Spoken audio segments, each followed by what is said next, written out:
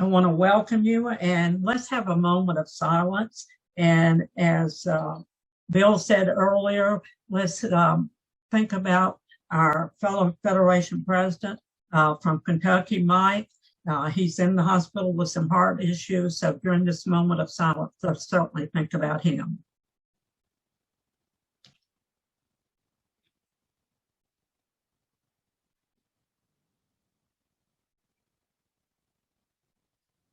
Amen.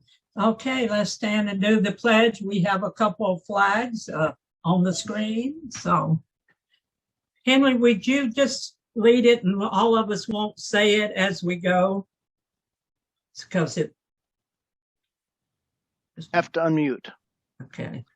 I pledge allegiance to the flag of the United States of America, to the republic, and to the republic for which it stands, one nation, under God, indivisible, with liberty and justice for all. Thank you. Appreciate that. Like I said, I want to welcome everybody. This is our normal Federation quarterly meeting, but it's a special one today. And we've got some special guests with us. In addition to our Federation presidents, they're always special guests, and of course our SAGES members and CAB reps. But we have special guests today. We have our National Secretary Treasurer, Catherine Hensley. Welcome, Kathy. We appreciate it. I don't think Ken has signed on yet, has he? But he is going to be joining us. We have some RVPs. I saw Rodney sign on, Rodney Edelman from Region 7. Marsha Richards from Region 6, my friend, my RVP, Clarence Robinson from Region 3, Linda Severio from Region 9. Cindy, have you signed on yet? Okay, I think those are the only ones that have signed on so far. Robert from Region 4 is not going to be with us today because he was going to be out of town, and Rodney's going to be in and out because guess what? He's getting ready to go on a 2-week cruise to Alaska. So he won't be with us all the time. Shackelford? Well, Bill's going to be introduced as a candidate. We got several of that. I see Rodney Edelman on here too. Yeah, I mentioned Rodney. Did you mention him? I'm sorry about that. Yes. And then, of course, we have some of the candidates for RVP. We have Stephen Groom. Stephen, are you here? Or a Region 2 candidate. And Steve Sanoni is not here, but his rep is here for him. And then Larry Walden for Region 2. And John, is Donnie on? I don't see you. Is she on? I don't know which is Donnie Dowd from Region 3, Ted Van Hinton from Region 7, and also Sharon Reese from Region 7, and Stephen Roy from Region 9. Now, some of these are already Federation presidents, so, you know, they will already be at the meeting. And of course, I'd be remiss if I didn't mention our bylaws committee, since they're going to be doing a presentation today. Ted Van Hinton is the chair of the bylaws committee. Ed Conis, Ed, I know it's here. I saw him sign on a minute ago. Larry Walton, and myself, and the other member of the committee, David Epstein from Alaska, sent me a note this morning and said he couldn't make it today. And of course, we have our 4 candidates for national president. First one is Bill Alston, John Dowey, Bill Shackelford, and Gary Roundtree. So we welcome all of you. And I'm going to turn it over to Terry Zedek in just a minute. Terry's going to moderate the forum. But need to remind you, remember, this forum is to be unbiased. There's to be no verbal questions during the forum. We need to make sure that we're all, you know, keep our thoughts to ourselves sometimes. But you can ask questions by submitting them in the chat box directly to me, because I'll be monitoring that. And then if there's time at the end, maybe we can address some of those questions. If not, we'll send them to the candidates via email, and they can respond back to us if they so desire. As a reminder, there will be limitations for the time. We're going to use the Zoom timer on the thing. So if you're one of the 4 candidates, be listening for that buzzer thing. Let's see what else. When you hear the buzzer, your time has expired for that particular question. And Terry's going to explain some of the procedures when he starts. But one thing we're going to ask is everybody put themselves on mute except the 4 candidates and Terry, and everybody stop the video except the 4 candidates. Why are we doing that? And this is something Henry participated in yesterday, and I think Blue Cross had and said it worked well, because we wanted to be able to see our 4 candidates. So by all of the rest of us stopping our video at that point, that will allow us to do so. So everybody please stop the video except Terry and the 4 candidates.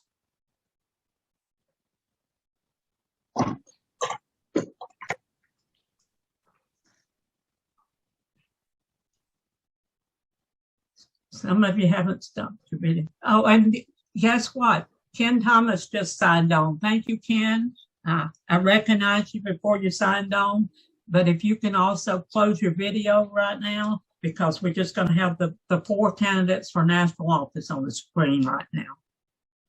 Lynn, you can change your setting and view to just see the speaker. Yeah, I know, Also. but we want to see all Yeah. 4 of them at one time. I'm going to change that Okay. in just a minute. So, Okay. see right there, there's you. So, okay, Terry, we'll turn it over to you. It's everybody got their videos, and Carol Reed, you're not muted. Okay, I'm ready. Yeah. Guess everybody can hear me. All right, I would like to welcome our 4 candidates for the national president's position, and we are going to conduct a question and answer session here for the next few minutes. It's my understanding that the 4 questions that I think that we will have time to submit to the 4 candidates were previously sent to them, so we're not really talking about surprising them, and I hope that that's the case, because if it's not, things are going to be a little wild here now. The questions will relate to ongoing NARFE issues, such as NARFE governance, structure, membership, and et cetera, things like that. Now, during the forum, the time limits that I'm going to mention and all comments will be strictly enforced. We have to be fair about this, and we ask that those limits be respected. Each candidate will have 2 minutes for opening remarks to introduce themselves. Then I will ask one of the written questions to candidate number 1, and I'll explain who that is in a second. And that candidate number 1 will have 2 minutes to answer the question. Then the same question will be asked to candidates 2, 3, and 4, and each of them will have 2 minutes to answer the question. A timekeeper that Lynn has already been mentioned will hold up signs to indicate when you have 15 seconds remaining and when you must stop. I will then rotate the order in which the candidates respond to the questions. Now, as Lynn said, there will be no time for the people from the floor, view this as a convention, to ask questions during the forum. But the attendees will have an opportunity to submit questions via the chat box, which will be monitored throughout the forum, but not by me. So I can't control that. Terry, yes. Can I stop you just? There's a couple people that need to turn your video off. Tim, you weren't here when we announced it. While the candidate's on, could you turn your video off? I think he's the only one. Okay. Thank you. Sorry, Terry. Okay. All right. Well, he can work on that. Let me just continue that. If you submit questions to the chat box, someone else who's monitoring that will review those and see if it's possible. Some of them may be subject to the forum, but we doubt that. And if time permits, the candidates will also have 2 minutes for a closing statement. And any campaign signs, buttons, clothing, any other campaign related items should not be visible on the Zoom screen. I don't see that's an issue anyway here. Okay. All right. So when we get to the questioning part, we're going to rotate the sequence in who speaks first. I considered starting with people by alphabet, but having the last name of Z, whenever that's happened over the years, I knew where to go when they said put people in alphabetical order. I went to the back of the line. So I picked a slightly different method here. I put the names of the 4 candidates on the back of one of my NARFE business cards and then turned them over. And then I presented them to my wife, who who shuffled them, and then from left to right, she put a 1, 2, 3, and 4. And I thought it was appropriate for her. She is a NARFE member independently. She used to work for the National Labor Relations Board. They conducted elections, so she's realizes how important it is to do a fair election. So she ended up picking the order in which we will start with the questioning. Now, I will just use the first order that we're going to use for the introduction. Lynn, do you want me to just have them do an introduction and then follow with the first question? How do you want to have that organized? Terry, let each of them do the introduction and then ask the questions. All right. Well, all right. 4 introductions, then start with the questions. Is that what you're saying? Does she agree with me? Yes. Okay. All right. All right. So we will start with William Shackelford for his 2 minutes of an opening statement. There he is. I see him. Yeah. Thank you, Terry. It's my pleasure being here. I'm definitely thankful to the Federation presidents and particularly the SAGE group for the invitation. I am William Shackelford. I'm currently the Region 10 Vice President, having served in that position by the end of this year. Obviously, when the terms end, it will be a total of 8 years. I had succeeded Bill Martin, and Bill, unfortunately, is no longer with us. So, my source of expertise is somewhat dwindled, if you will. But anyway, I've spent 35 years with the Federal Bureau of Investigation. I was the records officer and archivist in charge of all the historical records for the agency, and it was quite an experience. I have had the opportunity to see, after the fact, if you will, the sites at Waco, Texas, Oklahoma City, New York City, and various places across the country. And unfortunately, it's not a pretty sight when you see some of those things that occurred. My NARFE experience started in 2005. I was joined, I should say, as an active member, active employee at the time, because my wife retired about 18 months ahead of me. My mother needed transportation. She was a NARFE member also. And when she got to her first meeting, my wife signed me up. A couple months later, when I retired, she comes and gets me, tells me we're going to our NARFE meeting. My first question we've all heard before: what's a NARFE?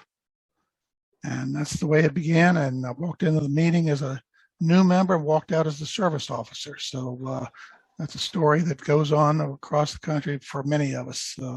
Moved up through the ranks of the chapter and then through the Federation, and now regional vice president. So I'm here and looking forward to the possibility of becoming your national president. And I'm open to any questions at any time. Thank you, Terry. Thank you, Bill. Hey. All right, Bill Austin, you're next.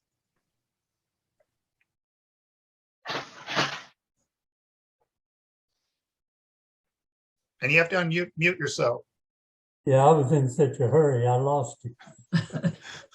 Anyway, back to the screen. I'm Bill Austin, and I would like to be your NARFE National President. I'll tell you a little bit about myself, my background. I'm an Army veteran. a postal employee who started as a letter carrier and retired as a district manager. And I've been active in the association for 28 years. I've held positions at every level of our association, from chapter president to national executive vice president. And I think I'm now ready to serve as your national president. I'm not usually an alarmist, but national trends are troublesome. Membership is down, chapters are closing, national finances are strained, and local politics has left with the closing of chapters. I could tell you about my many positions that were troubled that I've turned around, but just let me say, that is what propelled me into positions at the highest level of the postal management. I do have a plan to reinvigorate NARFE. This is the short version. Reorganize and refocus the federations, especially the legislative program. Negotiate the return of federal union retirees to NARFE membership. We must right-size NARFE financially. Mistakes of the past must be rectified. Increasing dues again is out of the question.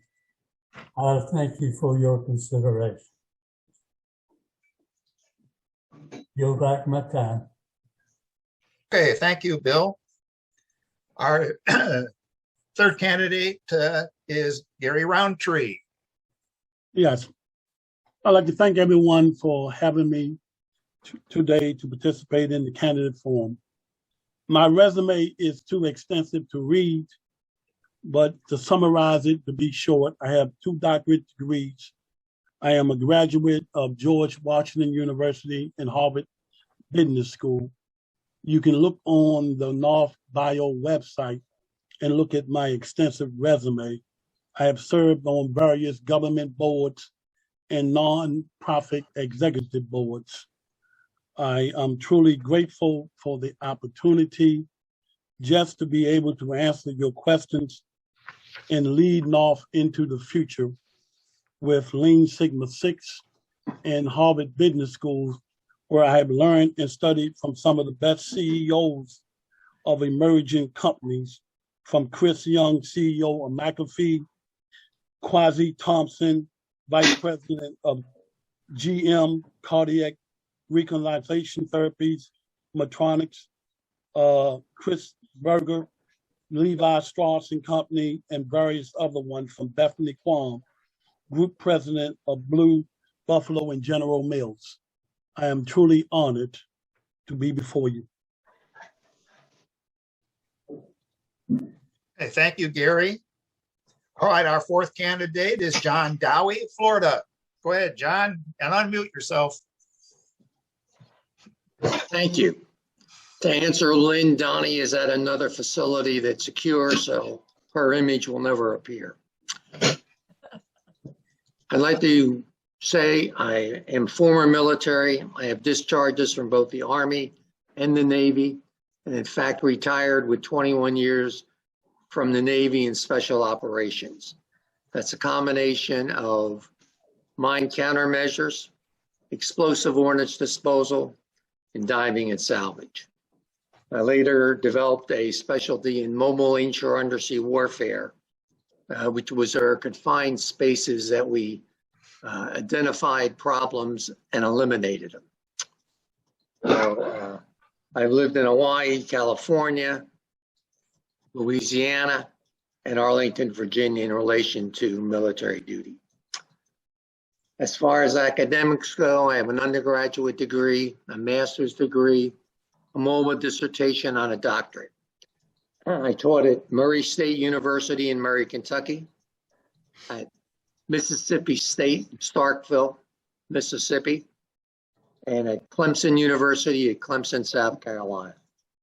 And I had my first paper published while I was at Clemson, and was for the Institute of Internal Auditors. I have an accounting background.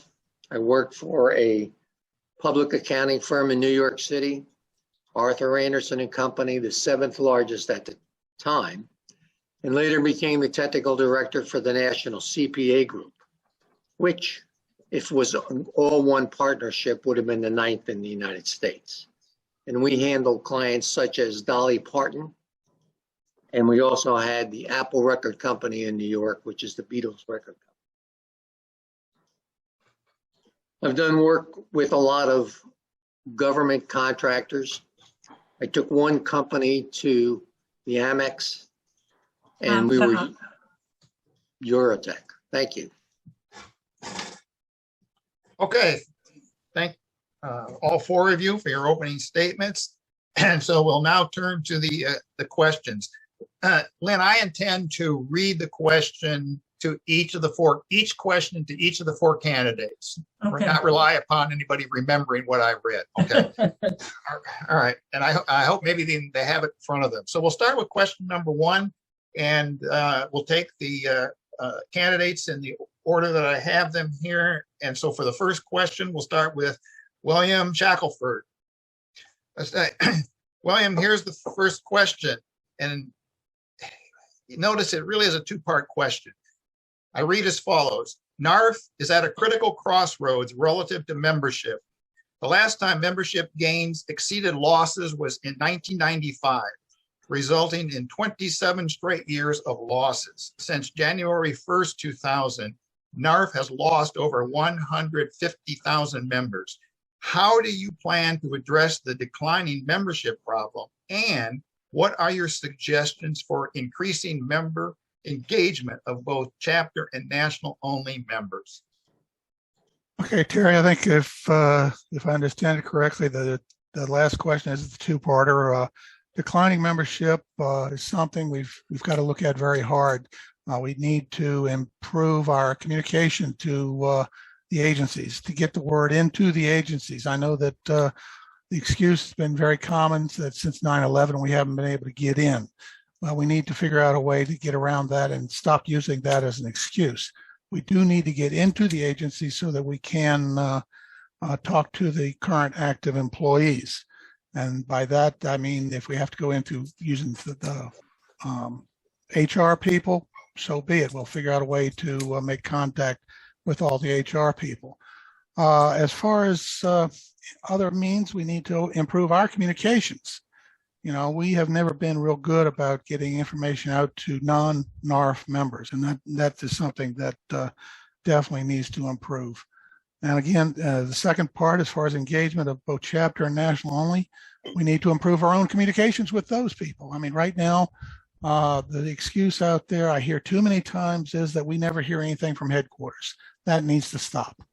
We need to make sure that headquarters is getting the word out, whether it be through the regionals, vice presidents, federation presidents, through the groups such as we have here, your smaller subgroup of SAGE. All that needs to come into play, and everybody needs to work together and getting that line of communication open so that we're all on the same page across the country, across NARFE as a whole, so that we can move our organization forward. National only members want to be involved. They want to be advised of what's going on, and too many times I think they're left in the dark. So we need to move forward in that direction. So thank you very much. Okay, Bill Austin, here's the same question.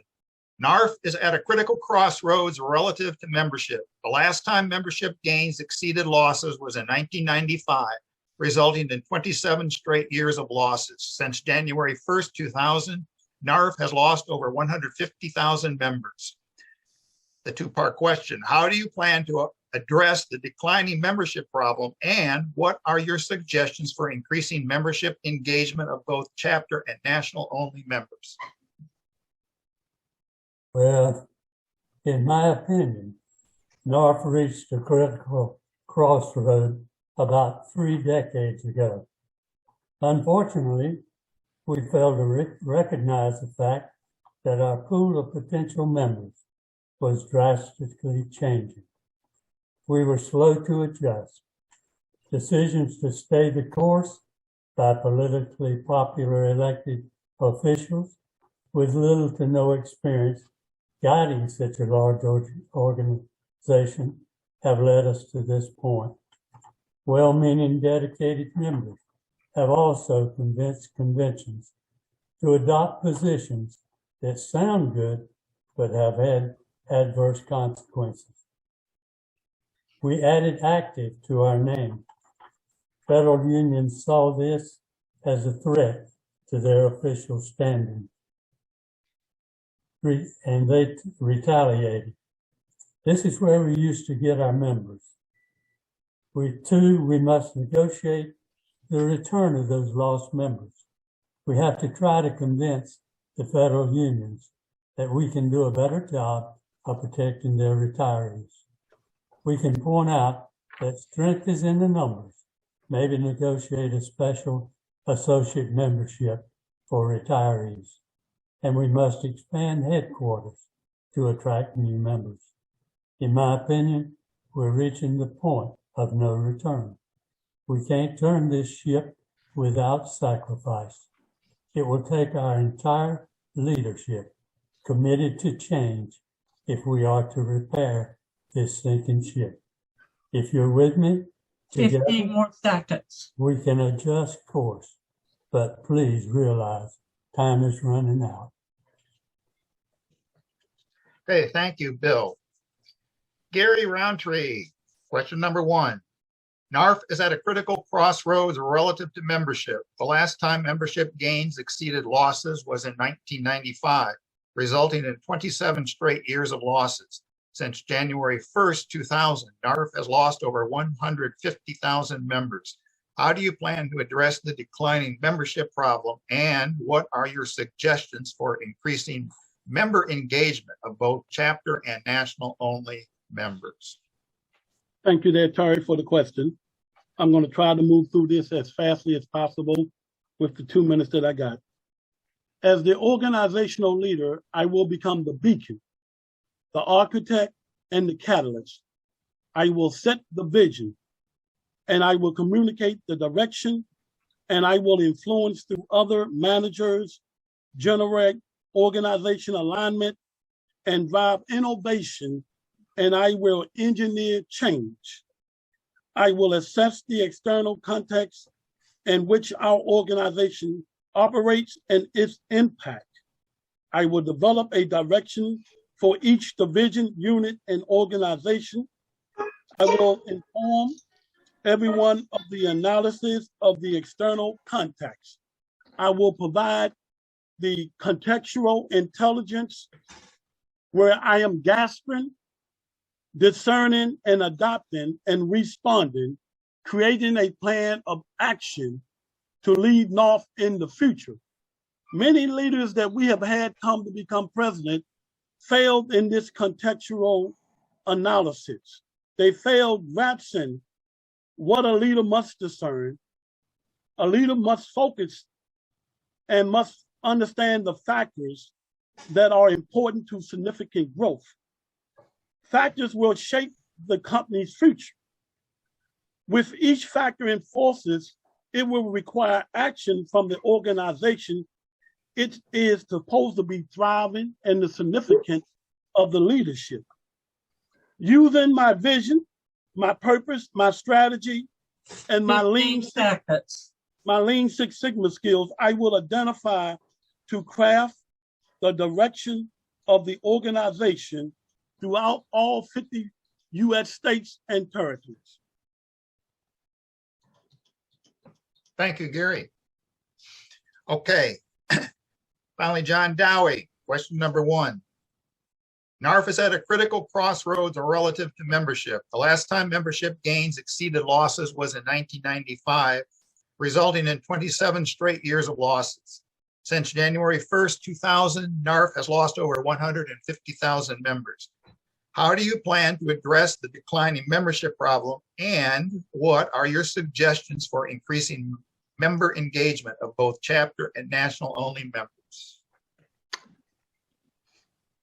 Here's a iPhone. 2 days ago was the 15-year anniversary of the introduction of the iPhone. I want to get an app so NARFE is with people all the time.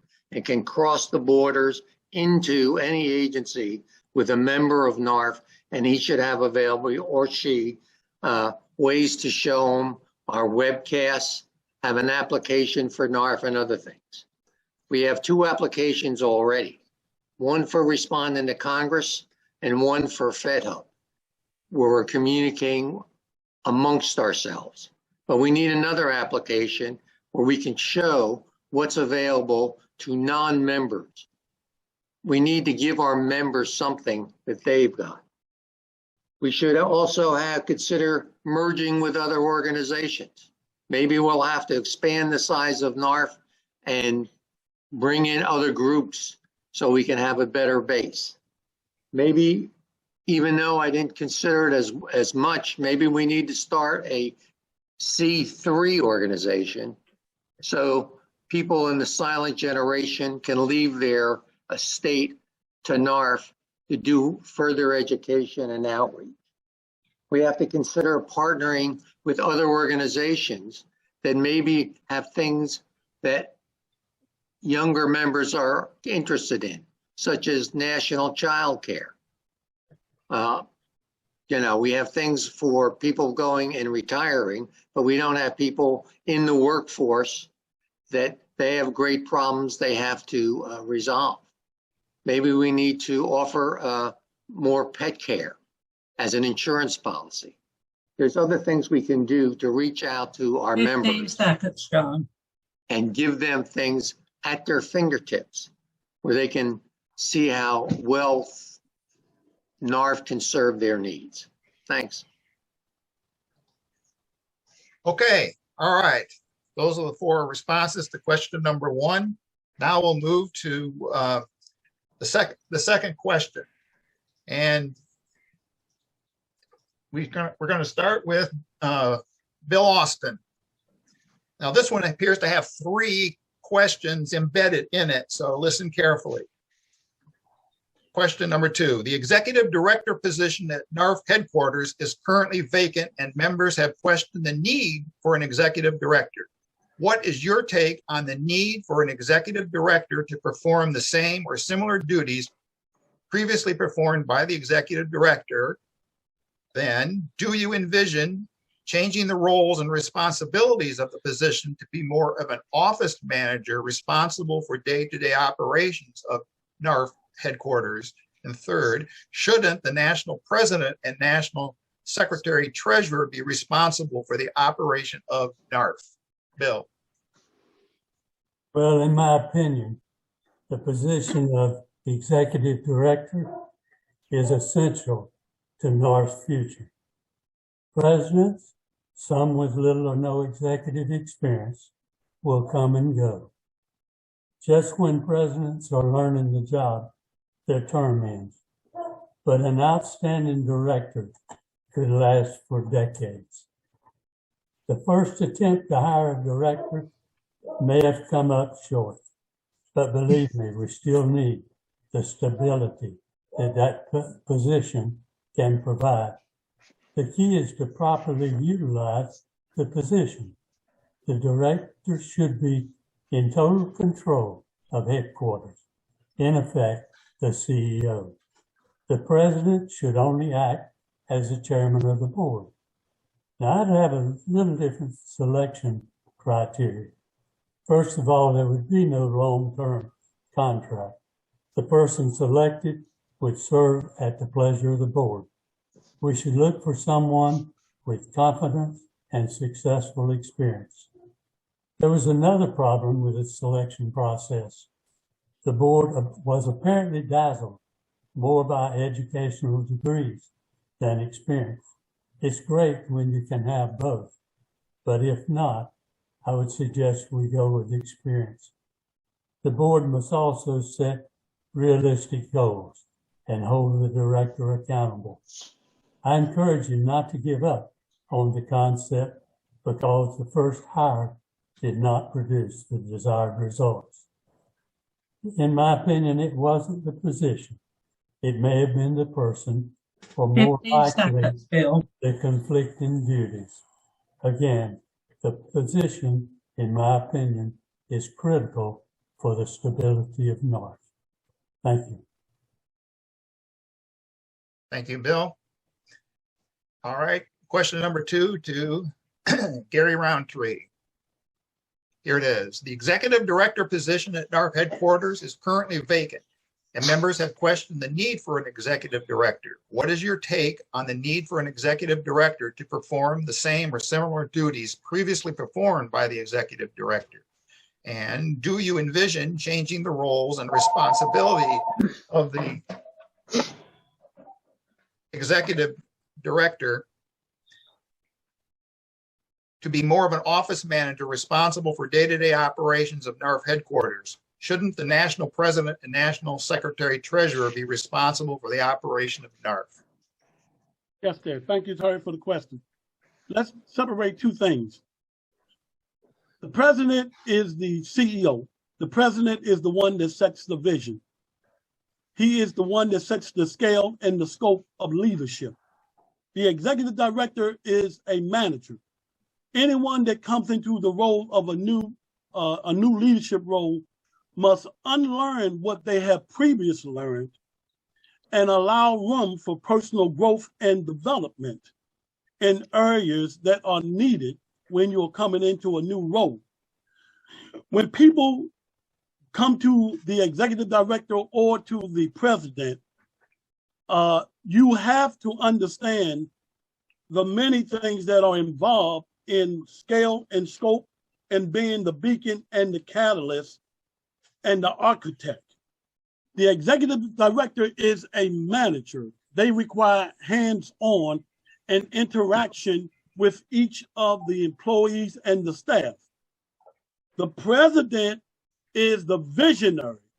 His job is to use the vision, use the purpose, use strategy, and identify many things to craft a statement of direction, apply techniques to communicate direction to every level of the organization, evaluate the effectiveness of the executive director, and also assess our organization's capacity to deliver on key tasks that creates value, diagnosis and solve for challenges with organization motivation, competence, and coordination to drive value creation.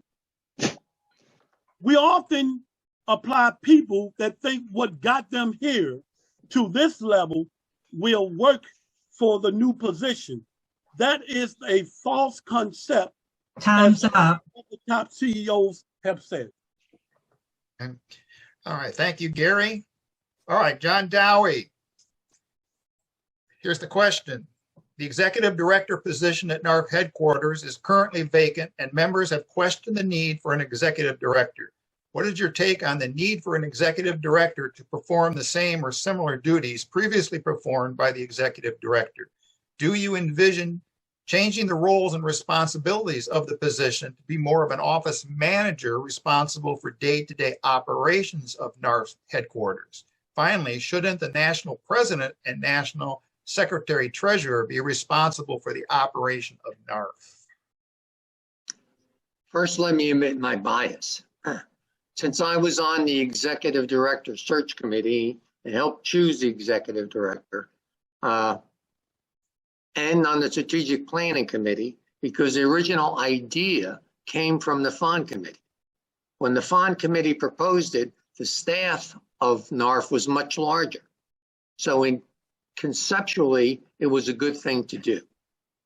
When the executive director left, I would have, if I were president, I just would have assumed the duties of the executive director myself. In business, you have to do more than one thing. And for a staff of 40, you can be the president and the CEO of the staff as well. As our size of staff declines, somebody such as our Johan could fulfill the duties for the most part of some of the things the executive director was doing. Some of the things the executive director was doing should have come to the president and the national secretary treasurer. She wasn't a good team player. And part of our problem too, I didn't realize when we were going through with this, that we didn't give the tools to the president and the national secretary treasurer to manage her correctly. When I came to NARFE previously, we had a problem with an IT provider. Having been in the Washington environment a while, I brought in a well-known legal firm. It helped solve the problem very quickly. And I found that the contract with the executive director, 15 seconds. thank you, might have been resolved more quickly if we had a strong legal firm that was available and experienced in this realm of management. Time's up. So, thank you. Thank you, John. All right. Same question to William Shackelford. The executive director position at NARFE headquarters is currently vacant and members have questioned the need for an executive director. What is your take on the need for an executive director to perform the same or similar duties previously performed by the executive director? Do you envision changing the roles and responsibilities of the position to be more of an office manager responsible for day-to-day operations of NARFE headquarters? Shouldn't the national president and the national secretary treasurer be responsible for the operation of NARFE? Thank you, Terry. Like John Dowie, I have bias. I was also on the search committee, and I was the co-chair of the FON committee that brought this whole thing forward in the very beginning. So going back to what happened in 2013 to 2017 when this first started, we can go back and forth forever and waste everybody's time as to whether the search committee made the right decision.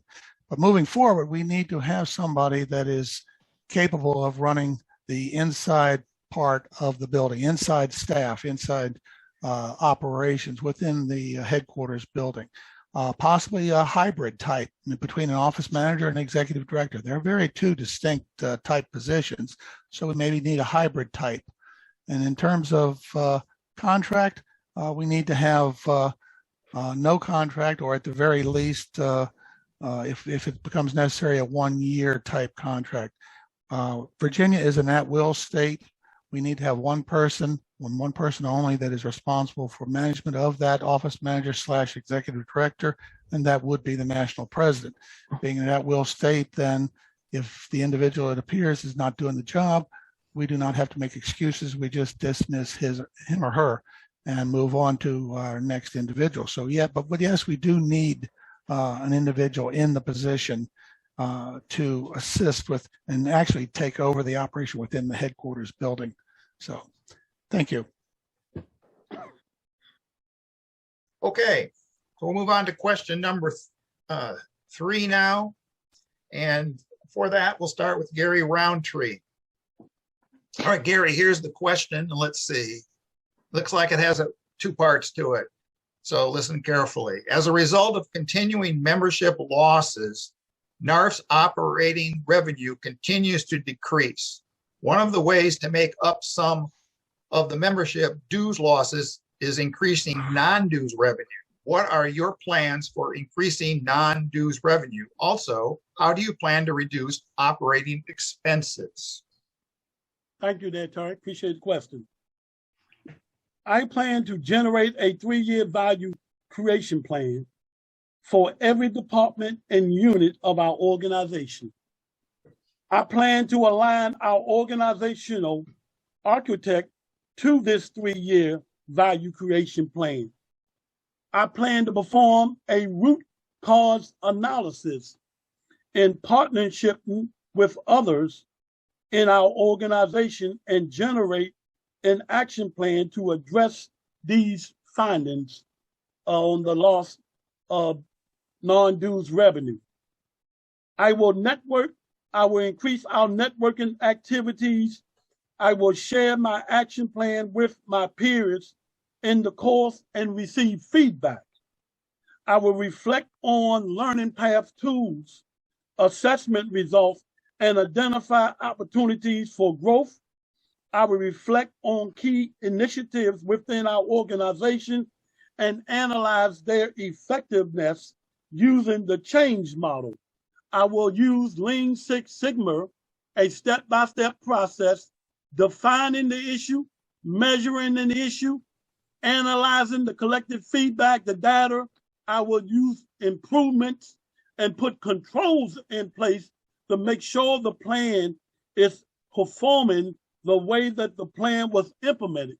And I will grasp the contextual intelligence of leading in business by understanding what a leader must discern with forces and factors that are most important and significant 15 seconds. to shape the company's future. Okay, thanks, Gary. All right, question number 3 to John Dowie. John, as a result of continuing membership losses, NARFE's operating revenue continues to decrease. One of the ways to make up some of the membership dues losses is increasing non-dues revenue. What are your plans for increasing non-dues revenue? Also, how do you plan to reduce operating expenses? I'm formerly a certified government financial manager. That was something started by the Association of Government Accountants.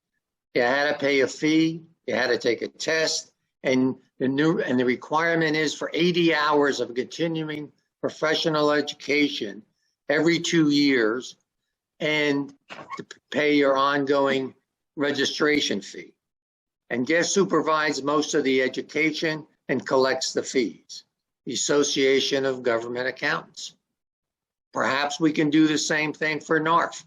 Maybe we can do something for people wanting to get into government service, but not really understanding the breadth of things that are available to them. We could have a part of the course on conjunction with OPM, a part of the course on what the retirement system is and what benefits it offers, and then start going through the multiple agencies that are available to new members of, or new people that would want to come into workforce of government, and give some kind of certification to it at the end. Maybe we can pick out something in the line of postal employees that we could give a course and get a certification that they could use on an ongoing basis. I'm not sure, because we have so many dispersed agencies among our membership, it'll be hard to do, but it's worth looking at. I know you're going to hate the next one, which is perhaps we can reduce the RVPs. When I came into NARFE, we reduced the number of resident officers from 4 to 2, and we just kept going. But we never have decreased the number of regions, and we still have 10. Well, we had 10 when we had 500,000 people, and now we have 150,000. We should consider reducing the number of regions sooner rather than later. Thank you.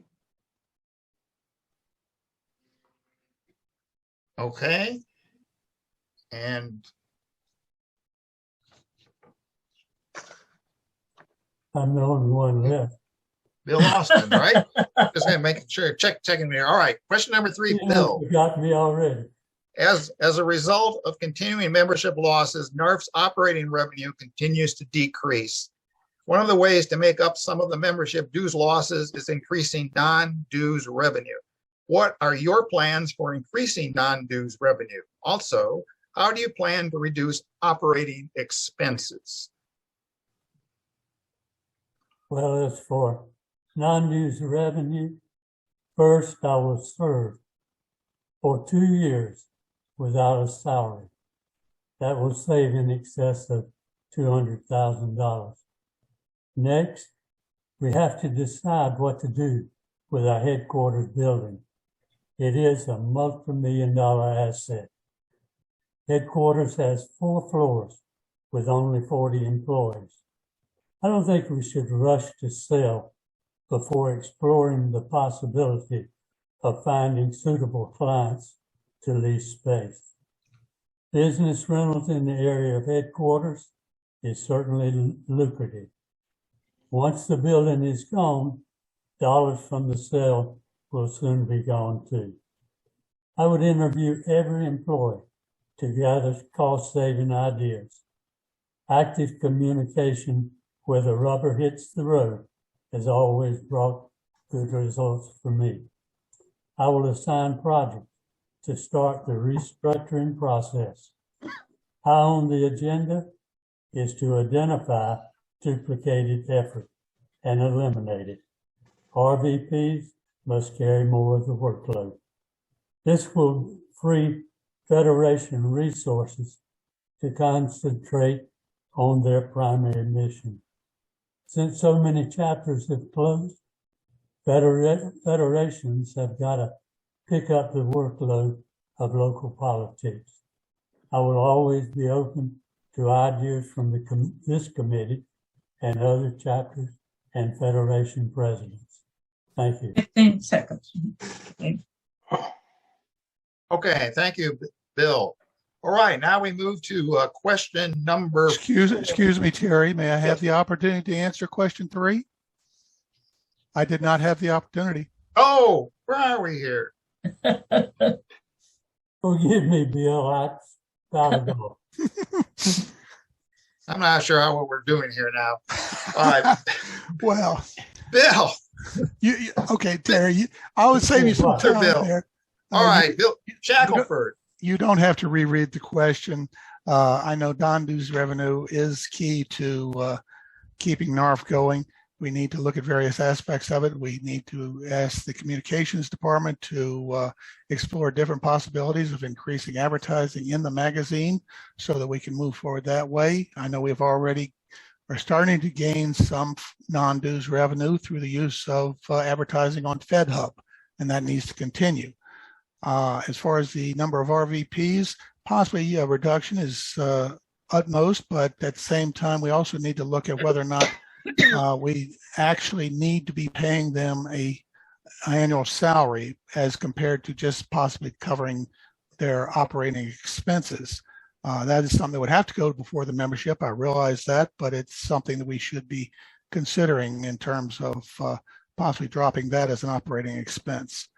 I think if we put in strong guidelines for what a RVP would be paid for what they do, then maybe we can save some money that way.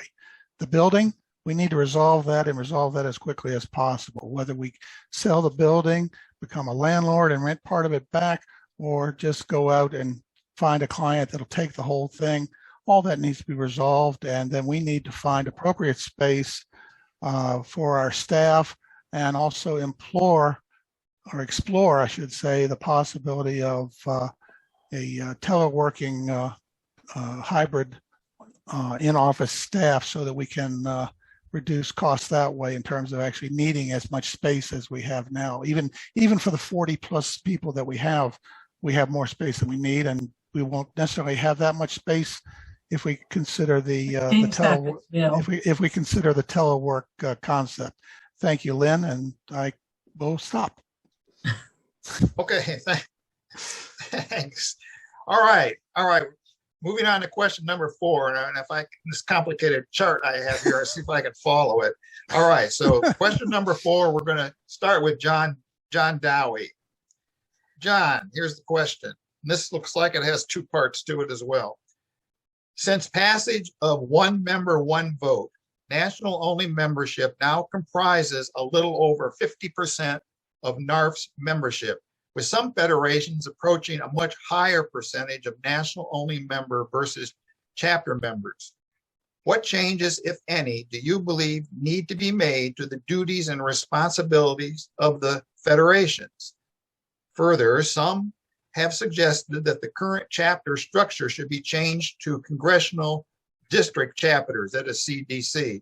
How do you envision transitioning to a CDC structure? What factors should be considered? Unfortunately, I don't see us going to congressional district chapters. As was pointed out, I know Dorothy Cresswell's chapter has 6 districts coming through it.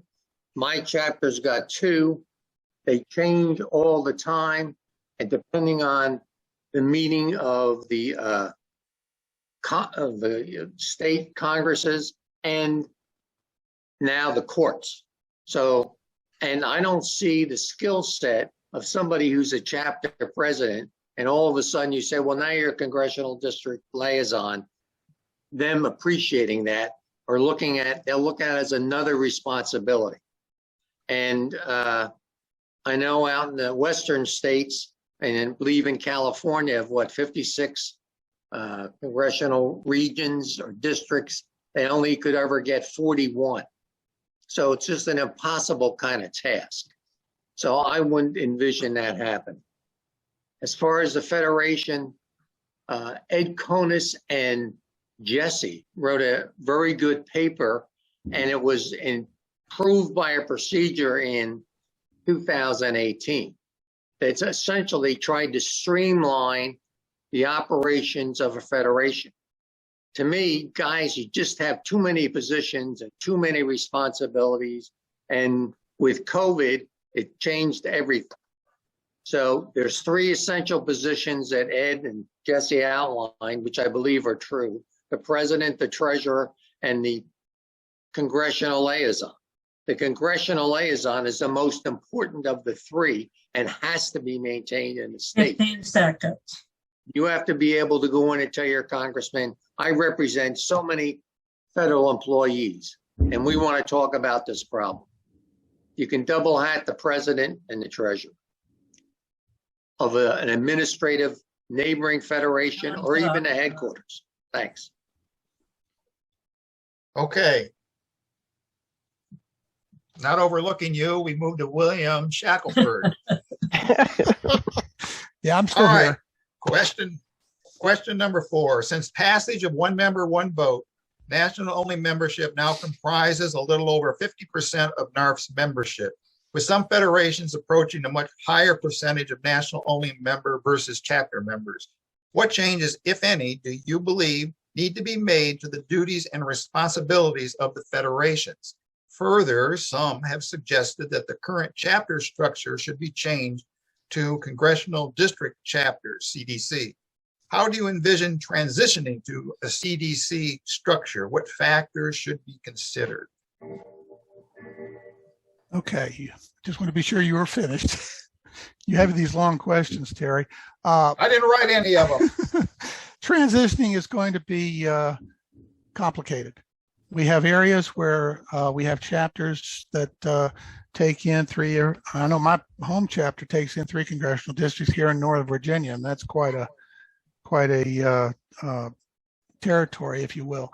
But we have areas outside the country. You know, for example, John from Hawaii was telling me they've got all those islands and they've got only 6 congressional districts, but it's not something that's going to be easy for any one person to cover. So instead of possibly a CDL, we maybe need to look at something, a local advisory team coordinator type position, so that we can begin moving forward. We have pockets in this country, and I know I have a pocket in Kentucky that has no chapters. So we have members down there that have little or no representation in terms of the federation. So we need to improve that communication and get things going.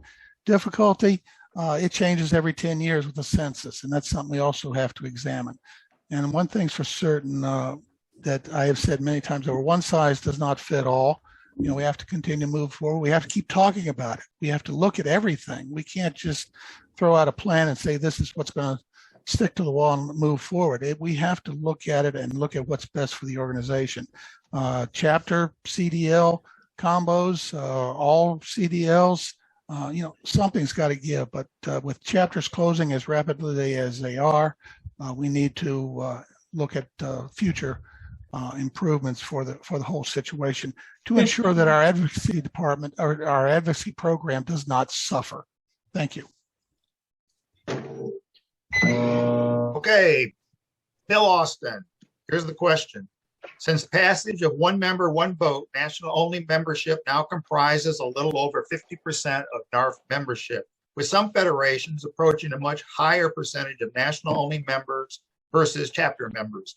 What changes, if any, do you believe need to be made to the duties and responsibilities of the federations? Further, some have suggested that the current chapter structure should be changed to congressional district chapters, CDC. How do you envision transitioning to a CDC structure? What factors should be considered? Okay. You know, the one member, one vote is a catchy term, which Sounded great, actually, to fix a perceived problem of delegate proxy voting integrity.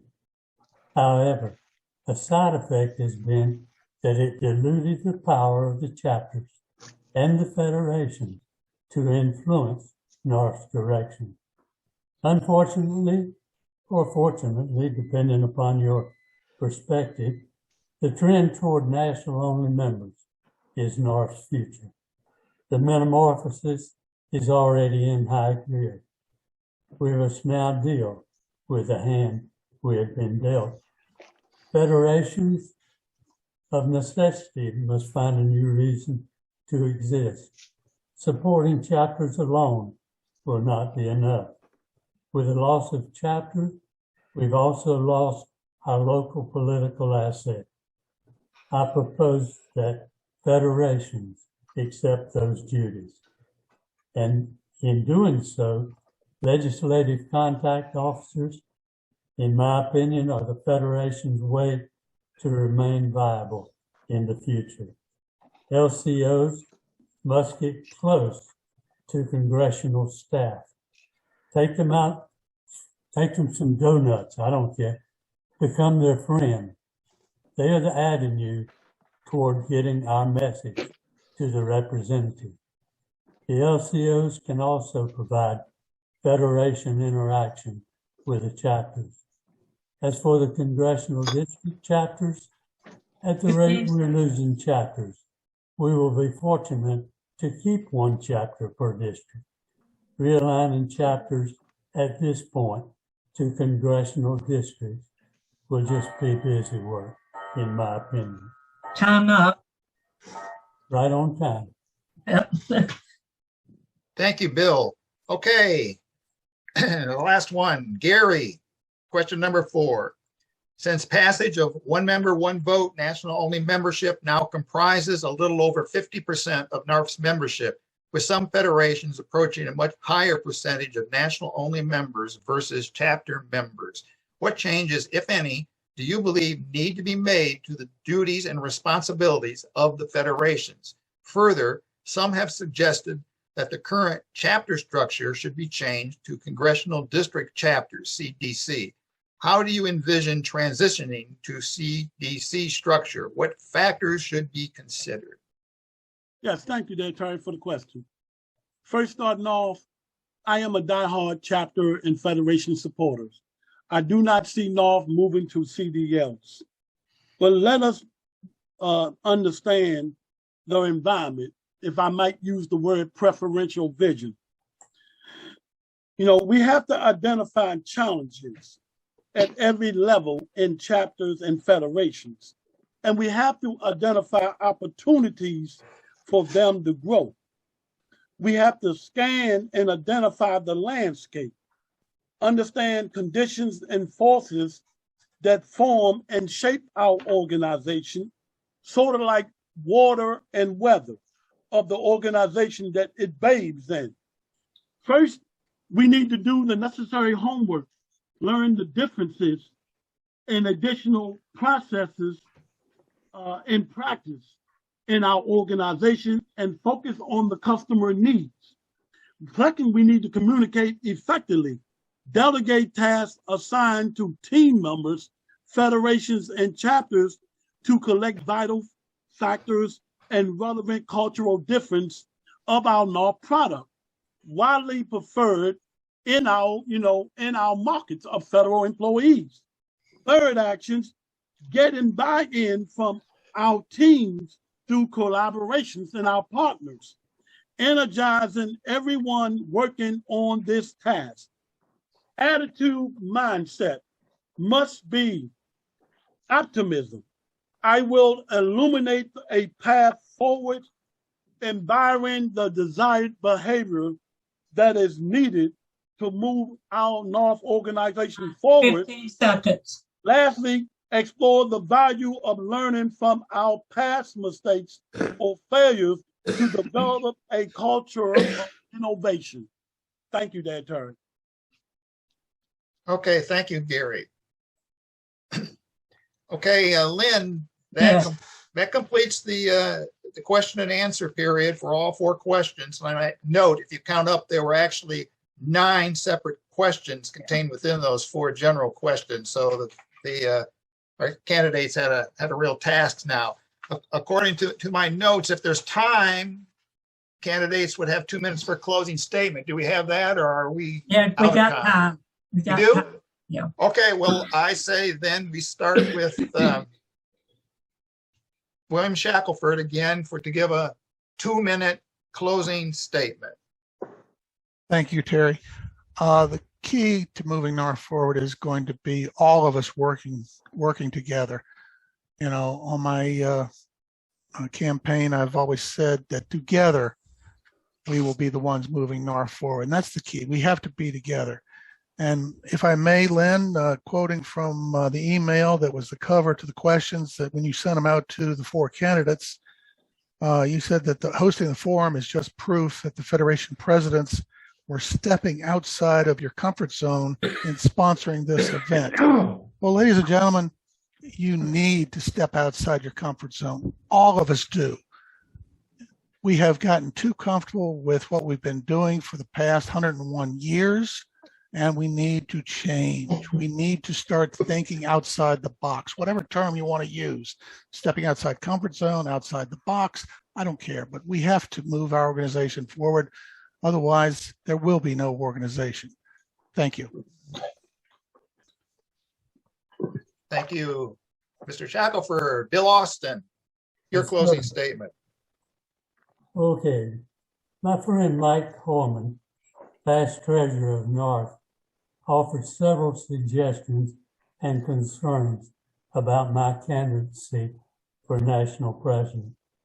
My response to Mike may answer some of your questions. Thank you, Mike, for your guidance.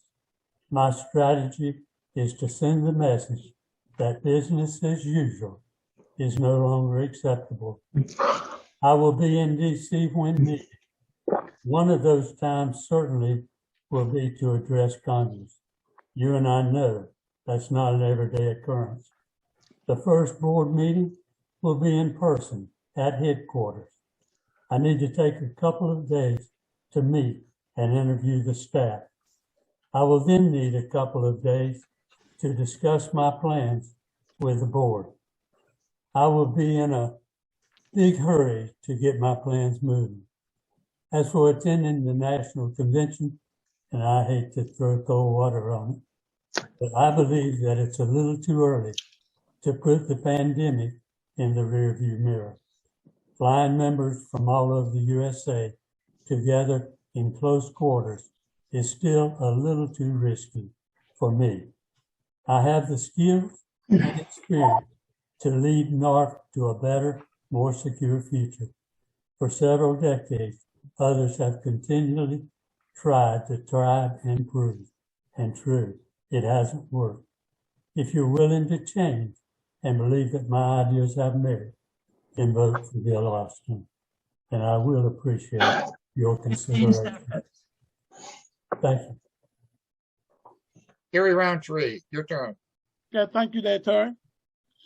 For over 25 years, I have been serving on government boards and nonprofit boards in leadership.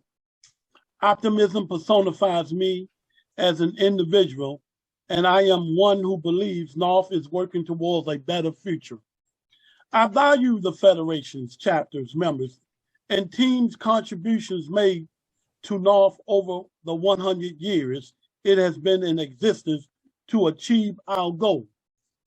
First, we must understand that the one shoe approach will not work at all in this new leadership role that none of us that are currently running have ever served in. Even if I am doing the right thing, I had previously done as a leader, as a regional 2, I will have to change my leadership guiding principles to be better at shifting challenges. The leader oftentimes assumes they should have all the answers. Leaders don't have all the answers. There are 5 dangers that a leader must consider. He must recognize that they are no longer the authority in a specific area where they once held expertise. The leader must remain deeply involved in specific areas. The leader must jump into the discussion and must use their words in a profound way that heavily influence the members and the staff and employees to align with NARFE vision and goal. And leaders must have a preferential vision 15 seconds. and reservation in providing their own perspectives for fearing of being wrong. Meaning a leader must hold himself accountable and be transparent. Thank you. John Dowie.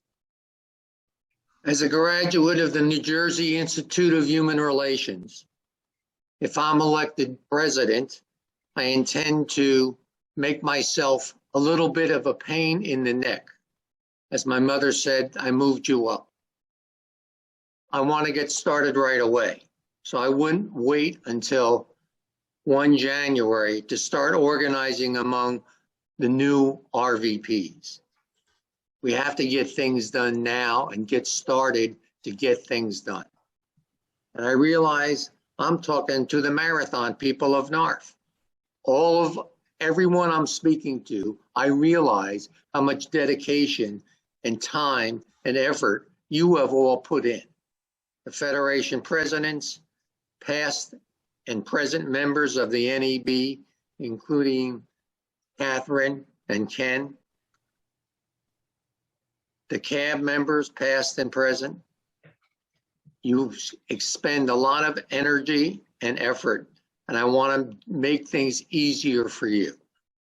I'd appreciate your vote, and I hope if I'm not elected, everybody steals my ideas and makes it happen. Thank you.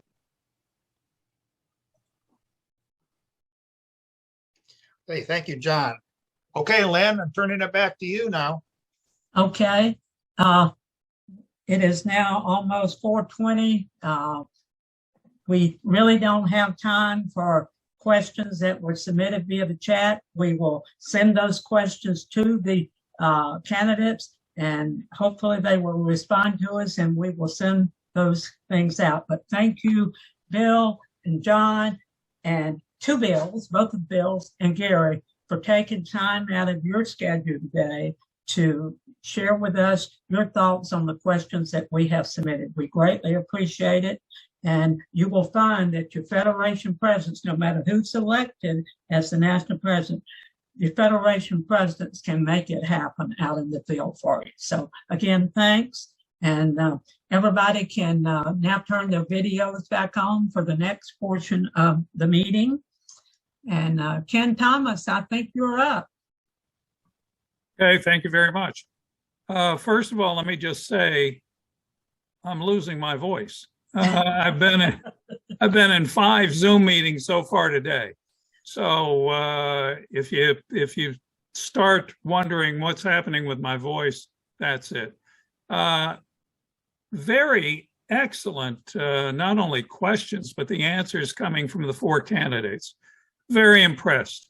And it gives us an opportunity to, you might say, further evaluate who we're going to vote for our next president of this association.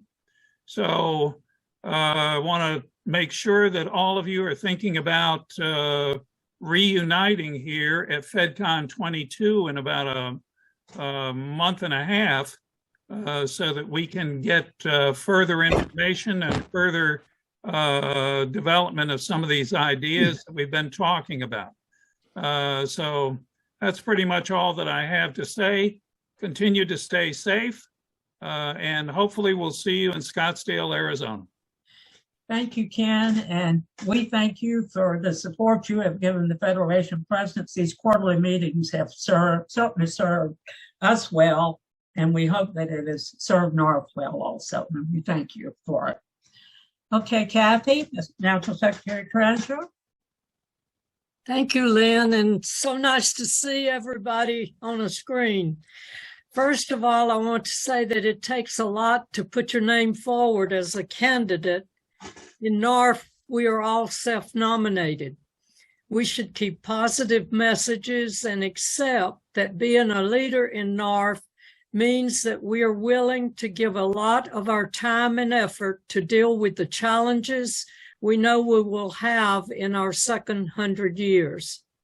At least half of the National Executive Board will be new, even though all candidates for president have had service on the National Board, but not as president. After August 31st, we will need to adjust to the new positions, and I'm sure those who are incumbents now will work with their successors for a smooth transition. And if I may, this is my third time running for National Secretary Treasurer, and without competition this time. So my message is that NARFE is in fairly good shape financially, as you will see when you receive your August magazine with the 2021 audit report. That does not happen automatically that we end up with a good report. It has taken a lot of work from a lot of people, mainly our members. We still are not in a position to say that the dues increase implemented in 2021 is going to work for the long haul.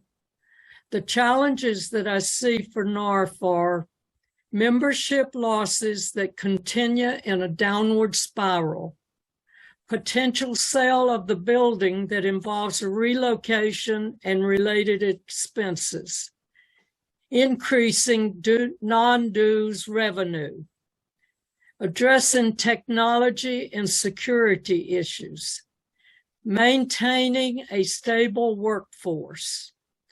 Looking on the bright side, we, the new National Executive Board, can be innovative and take advantage of new opportunities and information resources using the same motivation, passion, and caring that we have used running for office these past few months. It's up to us, the members and voters, who will chart the future of NARFE. Thank you for your attention and this opportunity to say thank you to so many who have helped me through the past 3.5 years. It's been a wonderful learning experience, and believe me, there's always time to learn more. Thank you.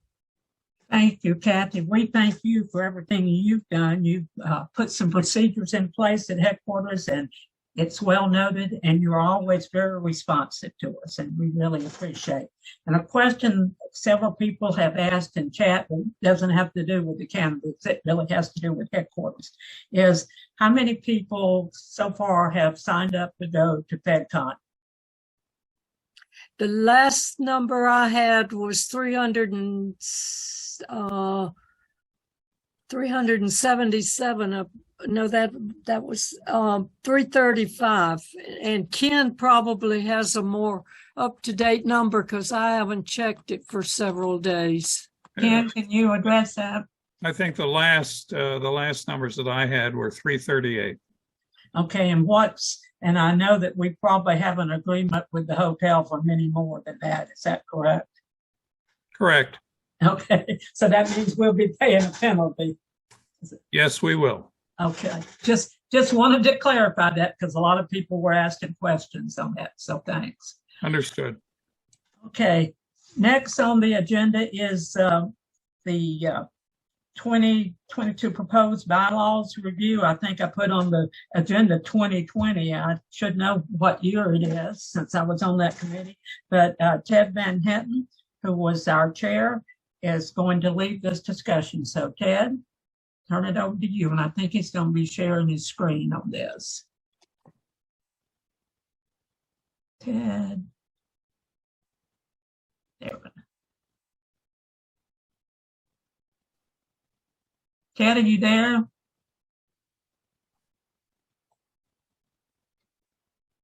He's muted.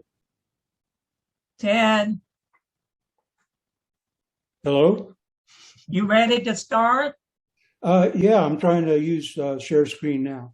Okay.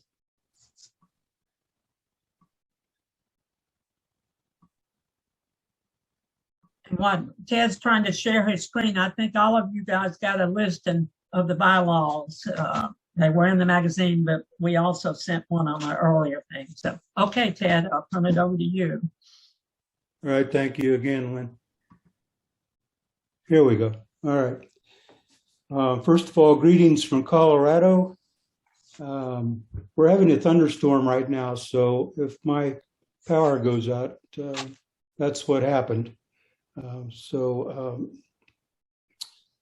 We're celebrating today the National Hockey League Stanley Cup champions, the Colorado Avalanche hockey team, and they're having a big parade in Denver this afternoon. And imagine there might be a party or two tonight going on over there. I want to give you an overview of what we're going to talk about this afternoon. First, I'll go through the bylaws committee members. Then we'll talk about an overview of the amendments that were received and processed by the bylaws committee. And finally, we'll go through the 10 amendments, bylaws amendments that are on the ballot. Committee members included David Epstein. He's Juneau, Alaska chapter president. Lynn Harper, Georgia Federation president. Ed Konis, past Region 4 vice president from Ohio. Myself, Larry Walton, Maryland Federation first vice president. And all along the way, we were advised by the NARFE parliamentarian. Please mute. Some people mute themselves, please. Colette Trohan. We've received 24 bylaws amendments. We recommended adoption of 8. We recommended rejection of 2 of the amendments. 3 of the amendments were determined by the parliamentarian to be out of order. 3 of the amendments were withdrawn by the submitter. 16 doesn't equal 24, and that's because duplicate and similar amendments were combined. So there were several bylaws amendments that were made up of 2 or even 3 separate bylaws amendments. We'll start off with bylaws amendment 2201, electronic meetings. This amendment provides for electronic meetings in our bylaws. It brings us into compliance with the DC Code of Business Organizations, and our recommendation to the membership is to adopt this bylaws amendment. Next amendment is RVP vacancies, and this amendment clarifies that any qualified member in a region can be elected RVP. Previously, this bylaw has been misinterpreted by members that only a federation president within the region could be elected RVP. And this amendment is trying to clarify that. And our recommendation again is to adopt.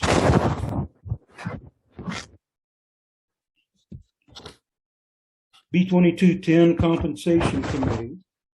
This amendment would create a compensation committee of 7 members to be appointed by the national president, review and recommend changes to the national officer and RVP compensation levels. And changes to RVP compensation are currently recommended to the membership for a vote by the NEB itself, which is really a conflict of interest. So this amendment would eliminate that conflict of interest, we hope. 22 federations to submit bylaws amendments. This amendment would restrict bylaws amendments to a joint submission by 2 federations. It would exclude the NEB chapters, federations, and members from submitting bylaws amendments. And so the bylaws committee recommendation is to reject this amendment. B2215 dues discount changes dues for 2 and 3 year renewals and dues withholding to 10, 15, or 20%. Currently, members pay dues of $48 for 1 year, $92 for 2 years, $126 for 3 years, and for dues withholding, the annual dues are $42. On its face, this amendment sounds great, except when you look at the cost, which would be almost $300,000 in lost dues revenue to the association every year. So the bylaws committee recommendation is to reject this amendment.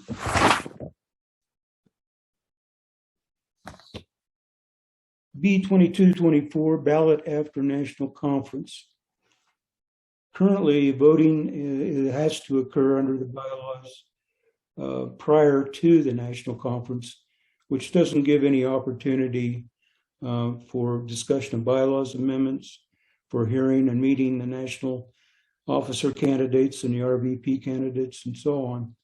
Under this amendment, voting would be conducted after the national conference. And the bylaws committee recommendation is to adopt this amendment. BC stands for Bylaws Committee Amendment 22-01 electronic voting.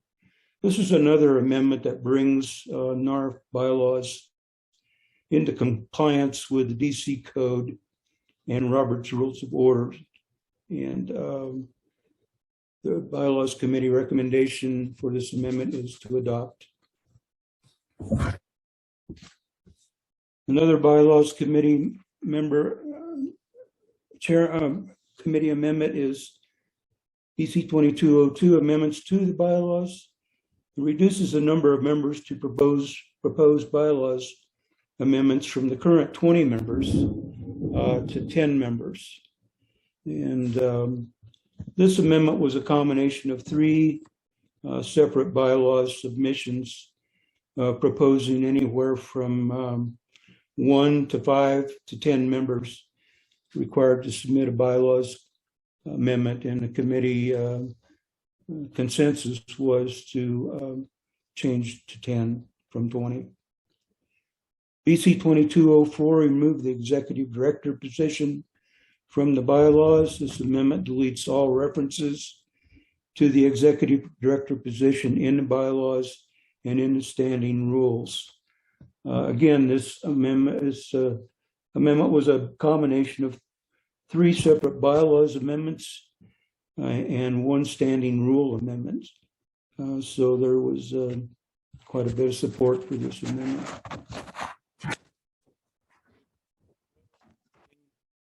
(2207) discussion of bylaws amendments at the national conference. This amendment requires that the business session be scheduled at the national conference for bylaws amendment discussions and presentations by national officer and RVP candidates for office.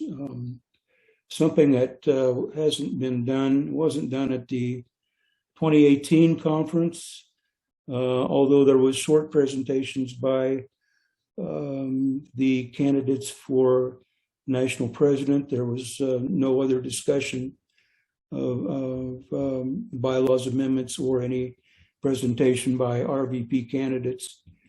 So this amendment would require that to be done at the business meeting of the national conference. There's a proviso with this amendment. It's only effective if B2224 ballot after the national conference is adopted. And the bylaws committee recommendation is to adopt this amendment. Concludes my presentation. If you have any questions or comments, I'll try and respond to those. Thank you. Back to you, Lynn.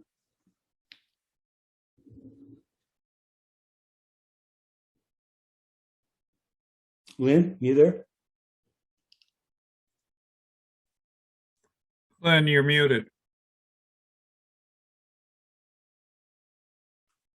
Mute myself. Is Kathy still on the thing? I thought maybe before we open this up to questions on the bylaws that Kathy might want to bring us up to date on the resolution or the motion that was made at the last NAB meeting regarding the compensation study. Okay, you want an update on the compensation study? Let me see. Is that, or the dues committee?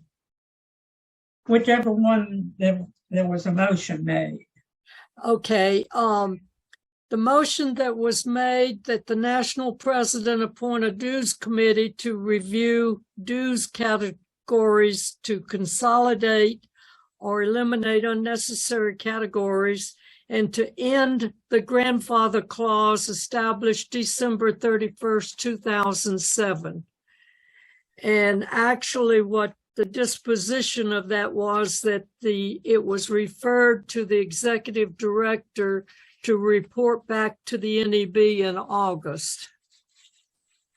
So, okay, just wanted people to be aware of that. Okay, Ted, you can open it up. That's fast work on a motion. Yeah. We can have some questions on the bylaws if people would like to address some.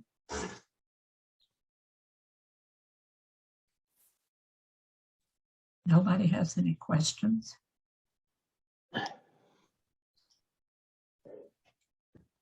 Linda, do you have a question? I do. On BC 2215, you stated how much it would cost with the dues, fixing the dues as it was. Did you take into consideration how much we would save in membership if we got people signing up for longer periods of time, especially if we got them figured up, they signed up for dues withholding? Also, how much would be saved in the paperwork and the mailings and stuff like that if they were only sent out half as much or 1/3 as much time? Yes, in fact, we used the numbers submitted with the bylaws amendment submission as far as what the cost savings would be in printing and mailing and postage and so on. And it was not enough to offset what the loss in revenue would be from changing the dues structure. And we used the same numbers that were provided to us. We didn't go beyond that. So that was our calculation. That's where we came out. Okay, may I pose a question? Bill Austin. 1 minute. John from Hawaii has got his hand up. Yeah, my question is, maybe it's a point of clarification. BC 2204, which removes the executive director position from the bylaws, does that eliminate the executive director or not? No, it does not. That's a decision that is the responsibility of the National Executive Board. Thank you. Okay, John from New Jersey. Yes, thank you. On BC 2201, when you have electronic voting, is there anything a process that you're going to have to implement that electronic voting? Well, it's been done in the past elections now. I believe the past 2 elections, 2018 and 2020. We contract with a provider that provides a service of electronic voting, and they actually conduct the process for us.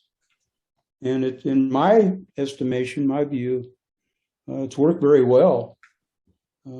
So I believe something like 74% of the membership in the last election voted electronically.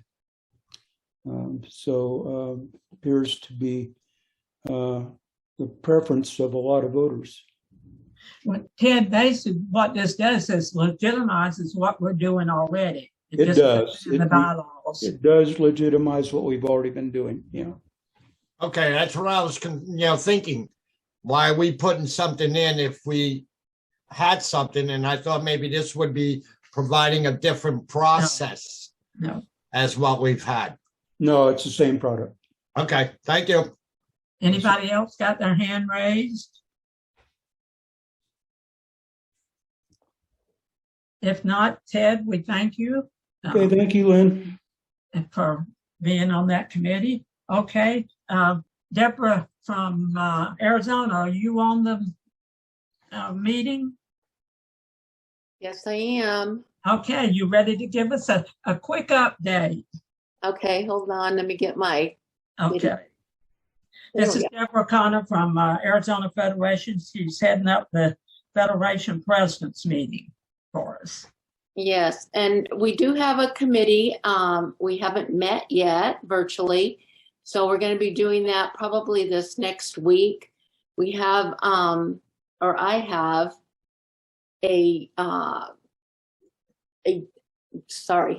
I'm trying to think of a schedule, and we'll be working on that. The presidents have sent me a bunch of things that they want to discuss, and so I have that as a list that I sent back out to the presidents to get their favorites on there. So I think it looks pretty good. And we want to make it as productive as possible for the presidents. And we also want the presidents to want to be there. And so that is what we're aiming towards. Some interesting feedback from them and the willingness to get together in person and work on a productive meeting. I didn't know I was going to be talking. That's why I'm kind of all over. Any questions? Now's your time to ask, Deborah. This is Linda Ingram. Deborah, you said you've got a draft schedule. Do you have any idea when we might see what, how that's shaping up, or is that going to be at your meeting that you're planning on scheduling? Right now, I'm aiming towards this next week of having that firmed up. And, it's by no means a final because I want the input from the committee, if anything has been left out. But, we're going towards meeting together like we did the last time and working on these subjects that the presidents think are the most important things that they want to get some answers for, or at least to work together on. That's going to be the big part. And then we're not looking for outside speakers for this. I don't think we need it since we do have the conference itself, following the meeting. So we'll get enough of the outside speakers for that. It'll mostly be in-house, NARFE people coming in to talk to us. Mm-hmm.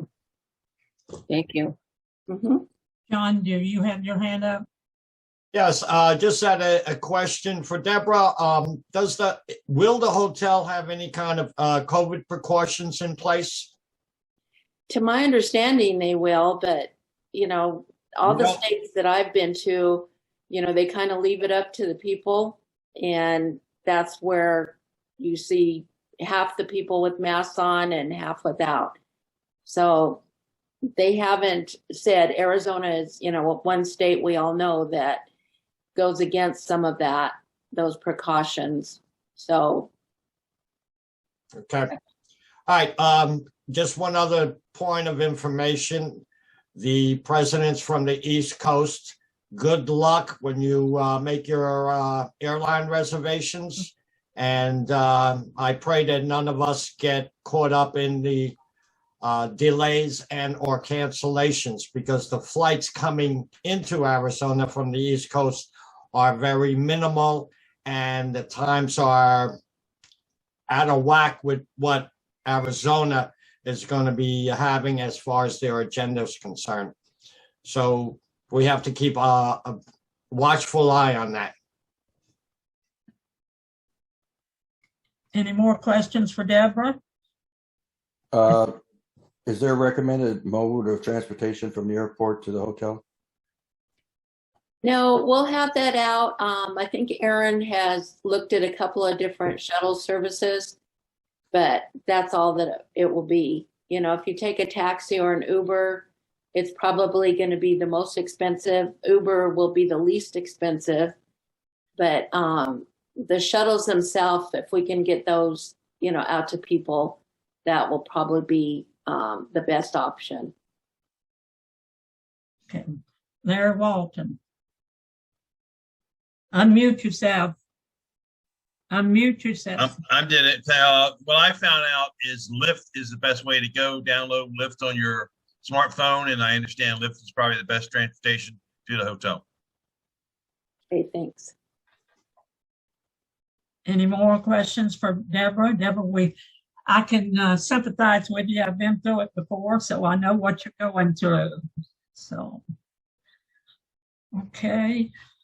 The next thing on the agenda is the approval of the April the 7th meeting minutes. I sent them out. Does anybody have any changes that need to be made?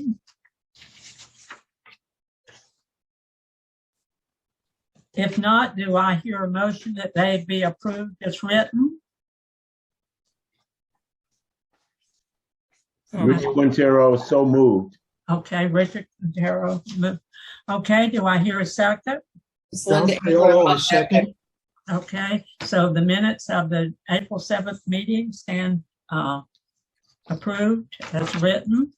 Couple things before we finalize things. Some people had asked, would Ted's briefing be sent out? Yes, I will send it out just as soon as we get off of this meeting. Also, the questions, I will send them to the candidates, but I will also send them to all of you at the same time so that you know what questions have been asked. And we will combine as many of them as possible. One thing that we probably need to talk about, I know that next quarter's meeting will be our Federation President's meeting out in Scottsdale, but maybe we can wait till that meeting and decide when our next quarterly meeting would be, probably November or some time frame. So be thinking about that so that we can make that decision at the Federation President's meeting out there. Does anybody else have anything? We got about 5 minutes that we can talk.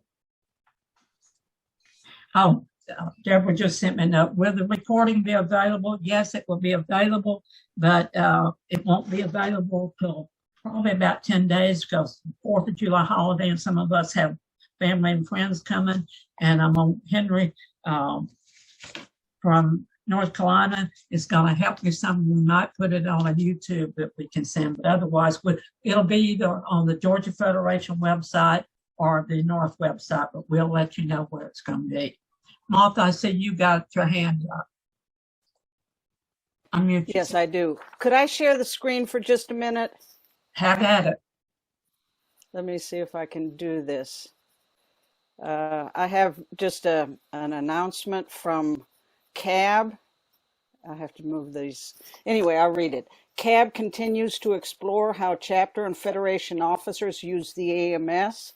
During July, we will host weekly meetings to get feedback on what information they need, what answers they seek, what needed information they do not get, and what methods they use with the AMS.